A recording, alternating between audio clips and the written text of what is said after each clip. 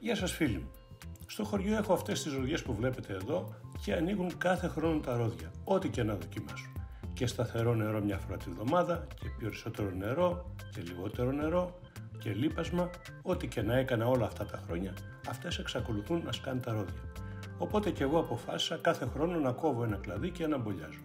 Αυτό εδώ που βλέπετε αναπτυγμένο το μπόλιασα πέρσι στις 14 με τον κλασικό σχιστό τρόπο που θέλει η ροδιά. Σε 45 μέρες πέταξε αρκετά και 27 Εβδόμου του 22 έχει αναπτυχθεί πολύ, αλλά το μητρικό δέντρο εξακολουθεί να σκάει τα ρόδια.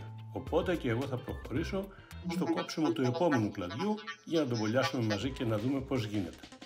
Αφού βρούμε ένα τμήμα που θα είναι ίσιος ο κορμός για να μην εμποδίζει τα μπόλια όταν θα πούνε, κόβουμε σε εκείνο το σημείο το κλαδί, το καθαρίζουμε και με ένα λεπτό μαχαίρι κάνουμε μια κάθετη τομή, η οποία πρέπει να είναι εντελώς ίσια.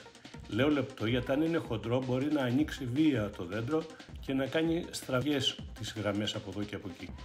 Προσέχουμε λοιπόν να είναι ίσιες οι γραμμές που θα γίνουν, γιατί εκεί θα μπουν τα μπόλια μας, τα οποία μπόλια τα είχαμε στο ψυγείο από το Φεβρουάριο μαζεμένα και τώρα τα βγάλαμε, τα κάνουμε σαν σφήνες με λίγες πλευρές οπωσδήποτε από εδώ και από εκεί, γιατί αυτό παίζει μεγάλο ρόλο, θα πρέπει να γίνει τέλεια εφαρμογή πάνω στο δέντρο. Να πως τα έκοψα εγώ όλα αυτά που ετοίμασα. Πάμε λοιπόν να βάλουμε τα μπόλια ανάμεσα, προσέχοντας βασικά ένα πράγμα πολύ. Η γραμμή που κάνει το κάμβιο με το κορμό του δέντρου να ταιριάζει ακριβώς με τη γραμμή που κάνει το κάμβιο με τον κορμό του κλαδιού που έχουμε βάλει, του μπολιού δηλαδή. Είναι πολύ σημαντικό αυτό, καθοριστικό για τον μπόλιασμα. Εδώ σε αυτή την περίπτωση τώρα πρέπει να καλύψουμε τις τρύπες γιατί θα βάλουμε πάστα εμβολιασμού. Εγώ τώρα βάζω κερίθρα που έχω πάρει από έναν μελισσοκόμο φίλο, αλλά τώρα επειδή δεν είχα εδώ θα το κάνω με τον κλασικό τρόπο, ταινία μόνωση καλά γύρω-γύρω, βέβαια δεν βολεύει εδώ που είναι το δέντρο τώρα. Κοιτάξτε τι εννοώ λοιπόν όταν λέω να ταιριάζουν τα κάμπια. Βλέπετε αυτή τη γραμμή πώς έχει ενωθεί το ένα με το άλλο. Έτσι ακριβώς πρέπει να ταιριάζουν τα κάμπια πάνω στο δέντρο με το κλαδί.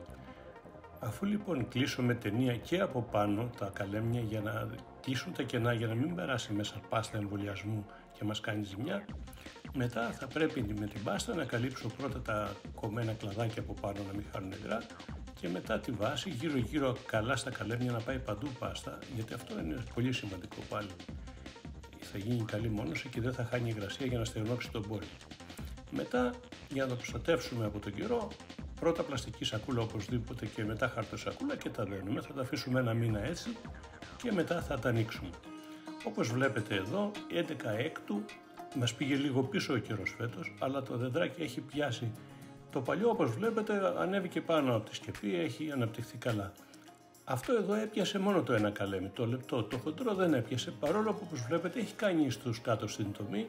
Για κάποιο λόγο, ίσως το μπόλι δεν ήταν εντάξει, ποιος ξέρει, δεν έπιασε, δεν με νοιάζει, εγώ το κόβω αυτό και προχωράω, ένα μου φτάνει. Βλέπετε ο καιρός φέτος ήταν χάλια, όμως το μπόλι μας πάει μια χαρά.